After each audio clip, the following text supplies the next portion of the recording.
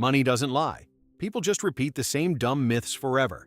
Stick around because some of these truths are quietly draining your wallet. Join our Telegram, daily tips, brutal truths, and even dumber money myths. Link below. 1. The more money equals more happiness. Lie. We've all heard it since childhood. Just make more money and life magically upgrades. Bigger house, nicer car, fewer problems. Sounds great, like a Netflix subscription for happiness. But here's the twist nobody mentions. Your brain upgrades its expectations faster than your income. You get a raise. For about 2 weeks, you feel like a financial genius. Then suddenly your old habits feel beneath you. That cheap coffee becomes unacceptable. You start browsing cars you previously laughed at. Congratulations! You didn't get richer, you just unlocked a more expensive version of yourself. It's like leveling up in a video game where every upgrade makes enemies stronger too. Your lifestyle expands to match your income, and now you need even more money just to feel normal again. People chase higher salaries thinking they're buying happiness, but often they're just financing better stress. Bigger mortgage, bigger responsibilities, bigger fear of losing it all. The real kicker? Some of the most stressed people you'll ever meet are high earners who can't step off the treadmill they built. More money can solve problems, sure. But if your habits stay the same, it doesn't buy happiness. It just rents you a fancier version of anxiety. 2. The credit cards are free money. Lie. Somewhere along the way, people started treating credit cards like a magic cheat code. Swipe now, worry later. It feels like free money, until the bill shows up like an uninvited guest who refuses to leave. Here's the trap. When you pay with cash, your brain feels the loss instantly. It's painful. That pain keeps you in check. But with a credit card, no pain, just a tiny plastic rectangle saying, "Go ahead, you deserve it." So you spend more. Way more. Studies show people spend significantly higher amounts when using cards instead of cash. Why? Because it doesn't feel real. It's like Monopoly money, until interest turns it into a horror movie, and that's where the real business happens. Credit card companies aren't making money from people who pay on time. They're making money from the "I'll deal with it later" crowd. Suddenly that $200 purchase isn't $200 anymore. It's $260, $320, depending on how long you pretend it doesn't exist. The system isn't broken. It's working perfectly, just not for you. Credit cards aren't evil. They're tools. But treating them like free money is like treating a chainsaw like a butter knife. You can do it, but it's going to end badly. 3. The saving money is enough to get rich. Lie. Saving money feels responsible, safe, like you're doing the right thing. And to be fair, you are. But here's the uncomfortable truth. Saving alone won't make you rich. It might not even make you comfortable long term. Imagine trying to fill a swimming pool using a teaspoon. That's saving without growth. You cut expenses, skip takeout, cancel subscriptions. Maybe you save a few hundred a month. That's great discipline. But inflation is quietly sitting in the background, eating your money like a slow, invisible tax. What cost $100 a few years ago now costs $120, $140, and your savings didn't magically grow with it. So, while you're being responsible, your money is actually losing power. Meanwhile, the people building wealth aren't just saving, they're making their money work. Investments, assets, businesses, things that grow while they sleep. Saving is defense. Wealth requires offense. Think of it like this. Saving protects you from drowning, but it doesn't build a boat. And the biggest irony? People who obsess over saving every dollar often miss opportunities that could multiply their money, because those opportunities feel risky. So yes, save money, absolutely. But if saving is your entire strategy, you're playing the financial game on beginner mode and wondering why you're not winning. 4. The renting is throwing money away. Lie. This one sounds so logical, it almost feels illegal to question it. Stop renting. You're just paying someone else's mortgage. Yeah, that line has convinced millions of people to jump into home ownership like it's a guaranteed upgrade. But here's what nobody says at the dinner table. Owning a home is basically signing up for a part-time job you can't quit. When you rent, something breaks. You call someone. When you own, something breaks. You are someone. Roof leak? That's you. Broken heater? Also you. Property taxes? Surprise subscription you didn't ask for. And let's talk flexibility. Renting is like being on a month-to-month Netflix plan. Don't like it? Leave. Owning a house is like signing a 30-year contract with penalties if you try to escape early. Now here's where it gets interesting. In some cities, renting is actually cheaper when you factor in maintenance, taxes, insurance, and opportunity cost. That money you didn't lock into a house? It could be growing elsewhere. Owning a home can be great, but treating it like the only smart option is like saying buying a truck is always better than using Uber. Sometimes you need ownership.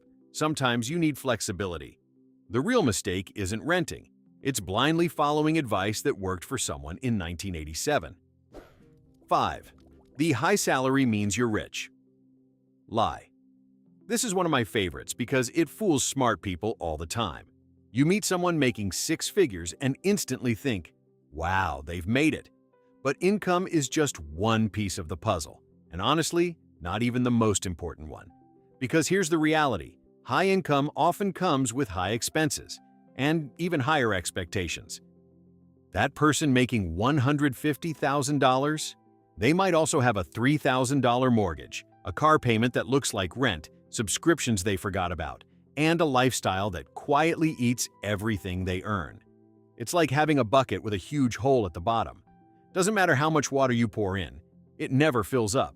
Meanwhile, someone making half that amount but living below their means? They're actually building wealth, slowly, quietly, but consistently. Income is what you make, wealth is what you keep, and the system loves confusing the two because it keeps people chasing bigger paychecks instead of fixing their habits. You don't become rich by earning more. You become rich by controlling what leaves your account. Otherwise, you're just a well-paid middleman, transferring money from your job to your bills. 6. The investing is basically gambling. Lie. A lot of people hear the word investing and immediately picture a guy in a suit yelling at screens, losing millions in seconds. Basically, controlled chaos. So they avoid it completely.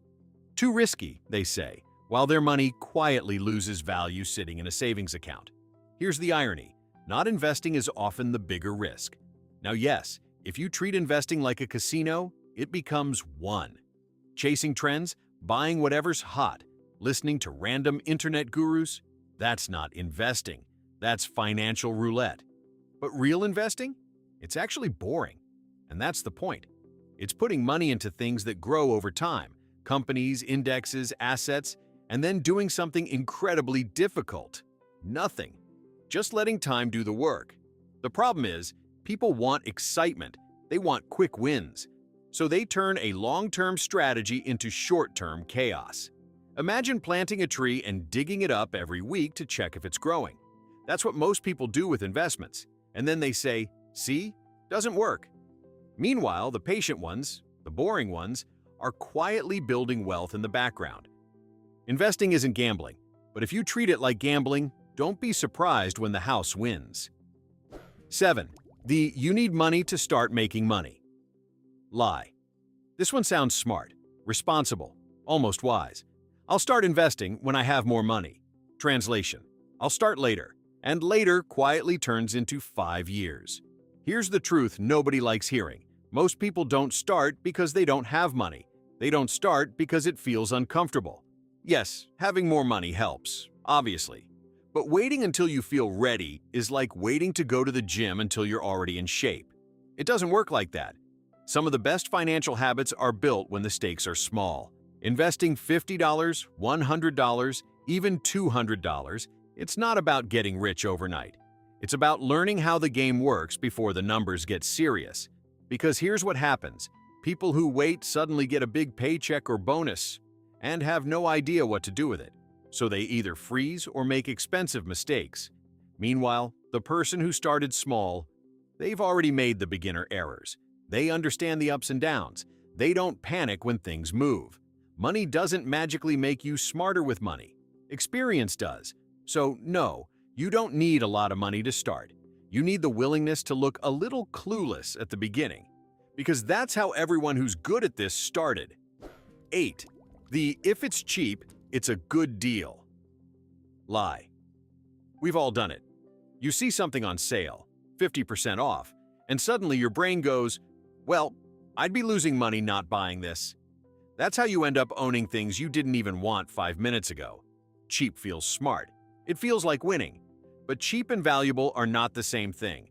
Buying something you don't need, even at 90% off, is still wasting money. It's just wasting it more politely. And then there's the hidden cost nobody talks about. Cheap stuff often costs more in the long run. You buy the budget version. It breaks. You replace it. It breaks again. Suddenly you've spent more than if you just bought something decent once. It's like buying 5 bad umbrellas instead of 1 good one, and still getting soaked every time it rains. Companies love this mindset. They don't need to sell you something useful. They just need to make it feel like a deal. And your brain helps them by confusing price with value. A good deal isn't about how much you save. It's about whether the purchase actually improves your life. Otherwise, you're not saving money. You're just collecting regrets at a discount. And just when you think you figured money out, it gets even dumber. 9. The budgeting means restricting your life. Lie. A lot of people hear the word budget and immediately picture misery. No fun, no eating out, no spontaneous anything. Just you sitting at home eating plain rice, tracking every dollar like it's a crime scene. So they avoid budgeting completely. But here's the twist. Not having a budget is what actually restricts your life. Without a plan, your money just disappears. Little things here, random purchases there, and suddenly you're checking your account like, where did it all go? That's not freedom. That's confusion. A good budget isn't about saying no to everything. It's about deciding what actually matters to you. You like eating out? Cool. Budget for it. You want to travel? Even better. Make space for it. The point is intentional spending, not punishment. Think of it like GPS. It doesn't limit where you can go. It just helps you get there without wasting time and fuel. People without a budget often feel broke even when they earn well. People with a budget? They feel in control, even with less. So budgeting isn't a financial diet. It's a way to stop wondering where your money went and start telling it where to go. 10. The passive income means doing nothing lie. Ah yes, passive income, the dream. Money coming in while you sleep, sip coffee, or scroll your phone pretending to be productive. And technically, yes, passive income exists, but the way people imagine it, completely detached from reality. Most passive income streams are only passive after a lot of upfront work, time, or money. Rental property? You deal with tenants, repairs, paperwork. Dividend investing requires capital and patience. Online business? That's not passive. It's a full-time job wearing sweatpants. The myth is that you can just set something up over a weekend and then relax forever. In reality, most passive income is just delayed effort. You either invest time now or you invest money you earned from time earlier. There's always a cost. The danger of this lie is it makes people underestimate the work required. They jump into things expecting easy money and quit when it's not. Meanwhile, the people actually building passive income treat it like building a machine. It takes effort, testing, fixing, and then eventually it runs smoother. Passive income isn't about doing nothing. It's about doing the work once, so you don't have to keep doing it forever. 11. The rich people are just lucky. Lie. It's comforting to believe this one, because if rich people are just lucky, then you're not behind. You're just waiting for your turn. But here's the uncomfortable part. Luck plays a role, sure, but it's rarely the whole story. Most people who build wealth do a lot of boring, consistent things right for a long time. Saving, investing, learning, avoiding dumb decisions. Not glamorous, not viral, just effective. We just don't see that part. What we see is the outcome. The nice house, the vacations, the overnight success that actually took 10 to 15 years. It's like watching the final scene of a movie and assuming that's how the whole story went. And yes, some people get lucky. But relying on luck as a strategy is like planning to win the lottery as your retirement plan. It's not a plan, it's a wish. Believing this lie is dangerous because it removes responsibility. It makes you passive. The truth is less exciting, but more useful. Consistent, boring decisions beat random luck over time. Luck might open a door, but habits decide whether you walk through it. 12. The debt is always bad. Lie debt has a terrible reputation, and honestly, it earned it. Credit card debt? Brutal. Payday loans? Even worse. That kind of debt is like quicksand. The more you struggle, the deeper you sink. So people hear debt and think, avoid it at all costs. But here's where it gets interesting. Not all debt is the same. Some debt is destructive. Some debt is strategic. For example, borrowing money to buy something that loses value, like a flashy car you can't afford. That's bad debt. You're paying interest on something that's becoming less valuable every day. But borrowing to invest in something that can grow? That's a different story. Education, a business, certain types of property. These can generate returns over time. It's like using fire. You can burn your house down or cook your food. The problem is, nobody teaches the difference. So people either drown in bad debt or avoid all opportunities involving it. Debt itself isn't the villain. Using it blindly is. Smart people don't ask, is debt good or bad? They ask, what is this debt doing for me? 13. The you deserve it spending lie. This one is dangerous because it sounds positive, encouraging, almost therapeutic. Go ahead, you deserve it. Rough day? You deserve it. Worked hard this week? You deserve it. Slight inconvenience? Definitely deserve it. And suddenly, your bank account is funding your emotional support purchases. Now don't get me wrong, treating yourself is fine, necessary even. But when you deserve it becomes your default justification, it turns into a financial leak you barely notice, because feelings are temporary, but transactions are permanent. That $80 dinner, the random online order, the upgrade you didn't need, it all feels justified in the moment. But stack those moments together, and now you're wondering why saving feels impossible. It's like rewarding yourself with junk food after every small task. Eventually, the reward becomes the routine. Companies love this mindset. They market directly to your emotions, not your logic. You've earned this. No regrets. Treat yourself. And your wallet quietly disagrees. You do deserve nice things, but you also deserve financial peace. And those two don't always come from the same purchase. 14. The more stuff means more success. Lie, at some point, success got confused with storage space. Bigger house, more gadgets, nicer everything. The idea is simple. If you own more, you must be doing better. But here's the reality. More stuff often means more responsibility, more stress, and more money leaving your account.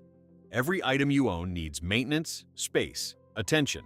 It's not just a purchase, it's a commitment.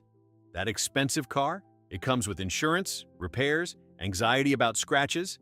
That bigger house, more cleaning, higher bills, more things to fill it with. It's like upgrading your life and accidentally upgrading your problems too. Meanwhile, some of the most financially stable people live way below what they could afford. Not because they have to, but because they understand something most people miss. Freedom comes from owning less, not more.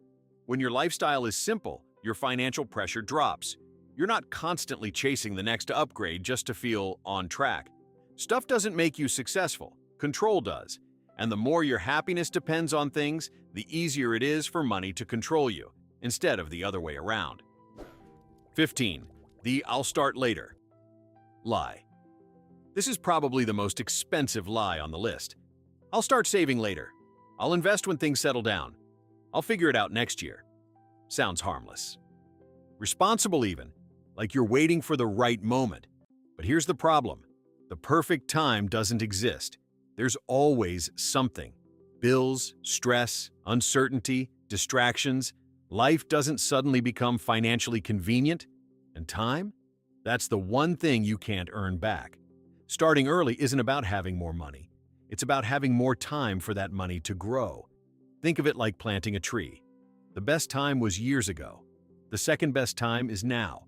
People who start late often try to compensate by taking bigger risks, saving aggressively, stressing more, all because they waited. Meanwhile, someone who started small, early, and consistently, they let time do the heavy lifting. Delaying feels safe, comfortable, but it's quietly expensive. Because every year you wait isn't just a missed opportunity, it's compounded growth you'll never get back. and money loves time, probably more than it loves you. 16. The I'll always have time to fix my finances. Lie. This one sounds calm, rational, like you've got everything under control. I'll deal with it later. But here's the problem. Financial problems don't stay the same size while you ignore them. They grow, quietly, patiently, like mold behind a wall. A missed payment becomes a habit. A small debt becomes a bigger one. Bad spending patterns turn into a lifestyle. And the scariest part? You don't notice it happening, because nothing dramatic happens overnight. It's not like one day you wake up and everything collapses. It's slower, subtle, like gaining weight. You don't see it daily, but one day you realize something's off. People assume they'll fix it later when they have more time, more money, more clarity. But later usually comes with more responsibility, more expenses, and less flexibility. Fixing your finances early is like fixing a crack in your windshield. Ignore it, and eventually it spreads across the whole thing. Time doesn't fix financial problems. Time magnifies them. 17. The financial advice works for everyone. Lie. We love simple advice. Just do this. Follow this rule. This worked for me. But money isn't one size fits all. It's more like clothing. What fits someone else perfectly might look ridiculous on you. You'll hear things like, buy a house as soon as possible, invest aggressively, never carry debt. And all of those can be great advice or terrible advice, depending on your situation. Your income, location, goals, risk tolerance, family situation, they all matter. A strategy that works for a single 25-year-old might be a disaster for someone with kids and a mortgage. The problem is, people copy strategies without understanding the context behind them. It's like copying someone's workout routine without knowing their injuries, experience, or goals. Sure, it worked for them, but it might wreck you. Financial advice isn't wrong. It's just incomplete. Smart people don't just ask, does this work? They ask, does this work for me? Because blindly following advice, even good advice, is still blind. 18. The more income will fix my problems. Lie. This one is dangerously addictive. If I just made a little more, everything would be fine. And for a moment, it's true. More income can relieve pressure. It can solve immediate problems. But long-term, it usually just upgrades your problems. Because if your habits don't change, your spending grows with your income. You earn more leads to you spend more leads to you feel the same. It's called lifestyle creep. But honestly, it's more like lifestyle inflation. Everything gets bigger, except your financial stability. That extra money doesn't go into savings or investments. It disappears into better versions of the same habits. Nicer dinners, better gadgets, more subscriptions, slightly upgraded everything. And suddenly, you need that higher income just to maintain your current life. It's like running on a treadmill that speeds up every time you get comfortable. Income matters. Of course it does. But without control, more income doesn't fix your financial life. It just makes it more expensive. 19. The I'm bad with money, that's just who I am. Lie. This one is sneaky because it sounds honest, self-aware. I'm just bad with money. But what you're really saying is, I've decided not to improve. Nobody is born knowing how to manage money. It's not a personality trait. It's a skill. And like any skill, it feels awkward at first. You make mistakes. You forget things.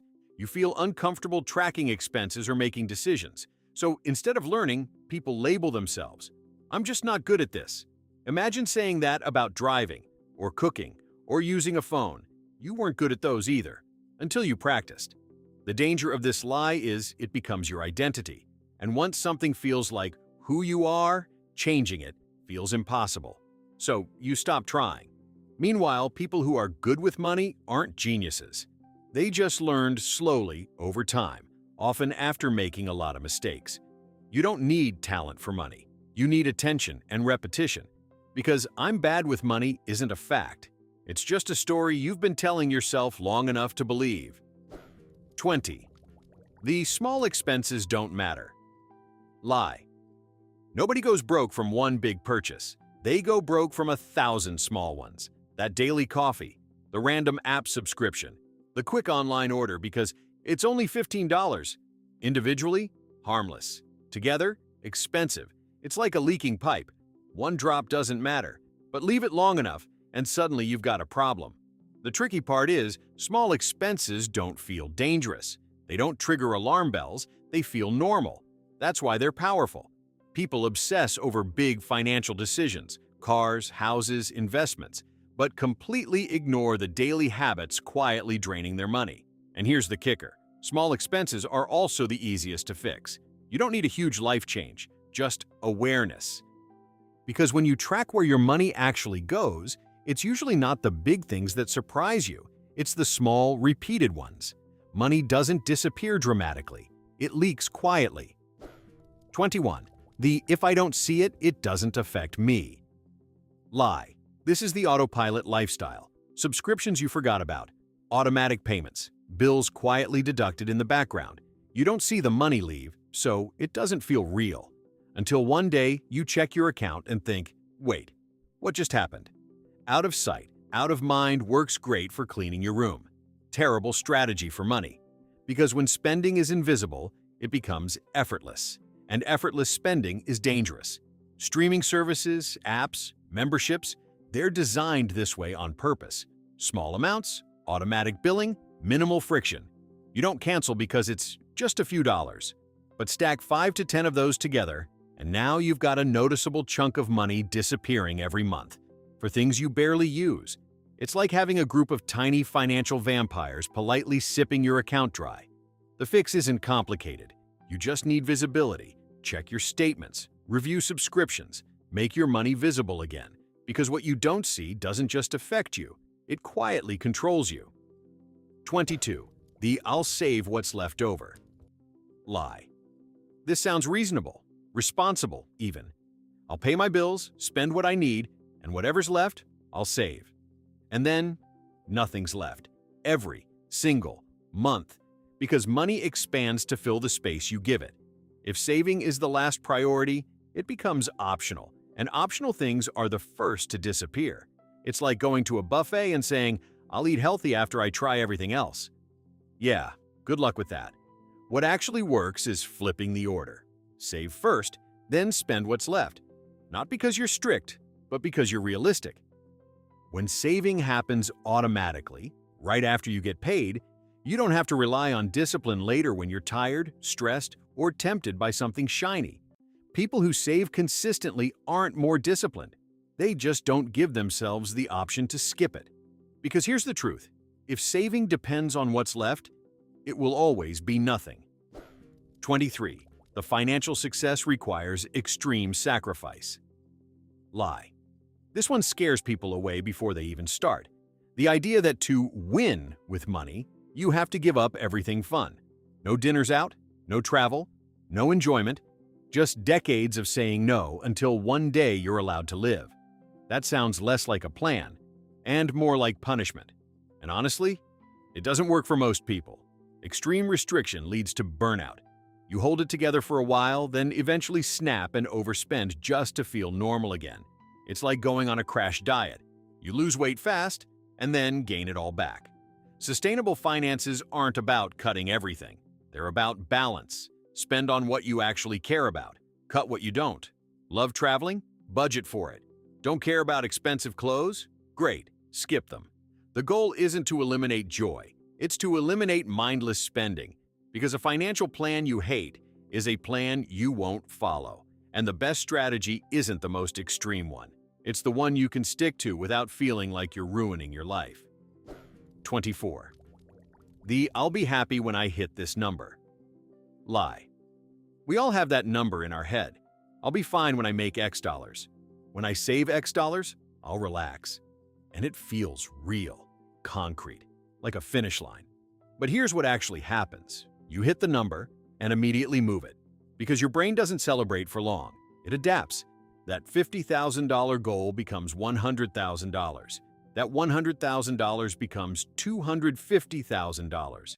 And suddenly, the thing that once felt like enough now feels average. It's like climbing a mountain and realizing there's another one behind it. This isn't a motivation problem. It's human nature. We're wired to want more, to improve, to push forward.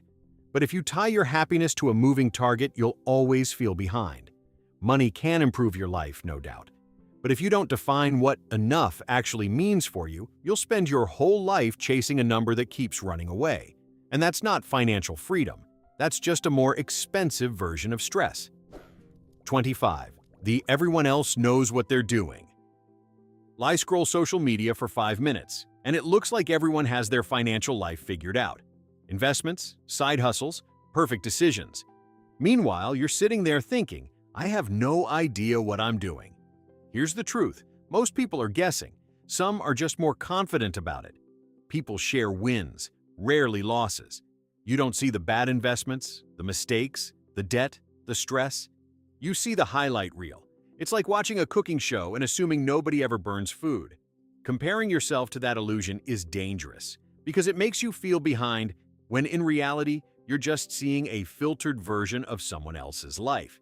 Even people who seem financially smart are constantly learning, adjusting, fixing mistakes.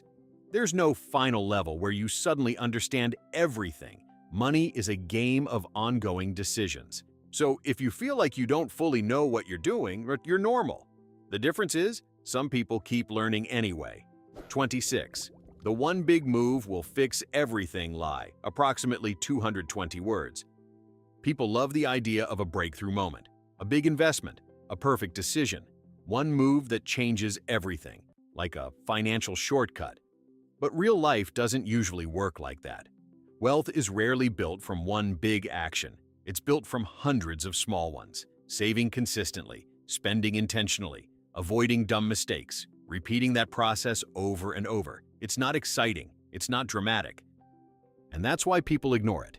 They're waiting for the big win instead of stacking small wins. It's like trying to get in shape by doing one intense workout instead of exercising regularly. Sure, one big move can help, but relying on it is risky. Because if that one move fails, you're back to zero. Consistency is boring, but boring works. And in money, boring usually beats brilliant. 27. The money will solve all my problems lie. This is the ultimate one, the final boss of money myths. If I just had more money, everything would be easier. And to be fair, some problems do get easier with money. Bills, stress, options, no doubt. But money doesn't fix everything. It just changes the type of problems you have. More money can amplify who you already are. If you're disorganized, you'll just have bigger financial chaos. If you're stressed, you'll have more expensive stress. It's like turning up the volume on your life. Louder doesn't always mean better. People chase money thinking it's the solution to everything: relationships, happiness, purpose. But those don't come from your bank account. They come from how you live, how you think, and what you value. Money is a tool, a powerful one, yes, but still just a tool. And expecting it to solve every problem is like expecting a hammer to build an entire house by itself. It helps, but it's not the whole picture. Still believe these money lies? Or finally ready to stop paying for them?